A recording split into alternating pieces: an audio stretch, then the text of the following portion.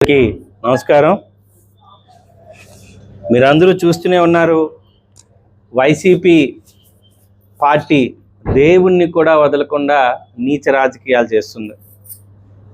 నిన్నటే శాసన మండలిలో వాళ్ళు చేసిన అఘోరమైన కార్యక్రమం మీ అందరికీ తెలిసిందే.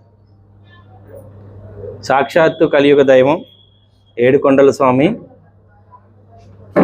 స్వామి గారి ఫోటోల్ని చెప్పులు వేసుకుంటూ సభ మొత్తం తిరగడం, ప్రశ్నిస్తే నాకు ఆశ్చర్యం అనిపించింది. బొత్స సత్యనారాయణ నుంచి ఆ శాసనసభ్యులకు కళ్ళున్నాయా, చెవులున్నాయా, చూసే జ్ఞానం పోయిందా అని.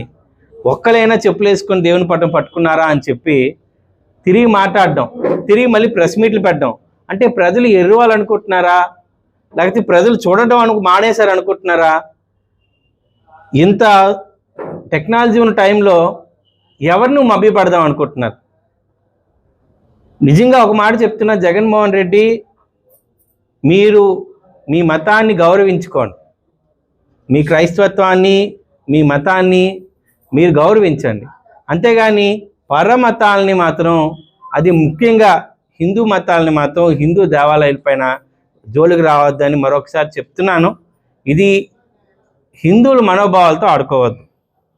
మా అందరికీ గుర్తే, మీ తండ్రి గారు రాజశేఖర్ రెడ్డి కూడా ఒక మాట అనేవాడు, 7 కొండలు ఎక్కడ కనబడుతున్నాయి, 2 కొండలు ఉన్నాయి కదా తిరుపతికి. నేను 7 కొండల స్వామి ఏంటో, ఆయన మహిమ ఏంటో, ఆయన అన్న కొన్ని రోజులకి ఏం జరిగిందో మన అందరికీ తెలుసు, అదంతా గతం.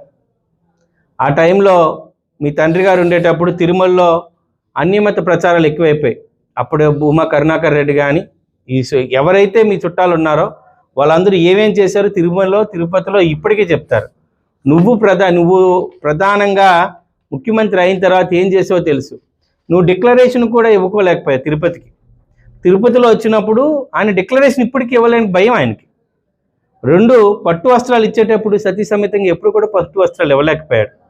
అక్కడే అర్థమైంది నువ్వు హిందువులపైన, హిందూ ఆచారాలపైన ఎంత ప్రమాద గడియలు నువ్వు తీసుకురావడం జరిగిందనే విషయాన్ని మేము ప్రగాఢంగా నమ్ముతున్నాం. అయితే ఈ కల్తీ నెయ్యిలో ప్రపంచం అంతా ఒక కోడే కూస్తే, లేదు నేను పట్టిన ముందేలకు 3 కాళ్ళు అనే విధంగా, అరే రిపోర్ట్లన్నీ క్లియర్గా చెప్పాయి.